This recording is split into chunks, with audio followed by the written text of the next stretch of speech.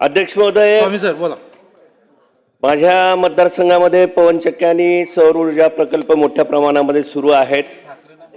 यामध्ये या कंपन्यांच्या मार्फत जे जमिनींचे अधिग्रहण केले जाते त्याच्यामध्ये अनेक वादविवाद झाल्याचे दिसतात। करार करताना शेतकऱ्यांची फसवणूक केल्याचे अनेकदा दिसून येते।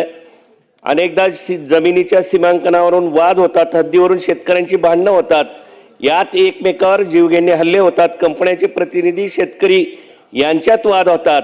याबाबत या कंपन्या प्रत्यक्षात जमिनीची मोजणी करून घेत नाहीत असं दिसून येतं, फक्त कागदोपत्री करार करतात। अशिक्षित शेतकऱ्यांना योग्य तो मोबदला दिला जात नाही। कृपया आपल्या माध्यमातून अशा कंपन्यांना ताकीद दिली जावी,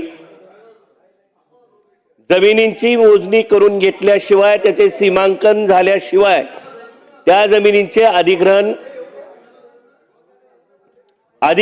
स्वामी सर करू नये। आणि हा जो मोजणीचा खर्च आहे हा सोलर आणि पवनचक्क्यांच्या कंपनीने करावा।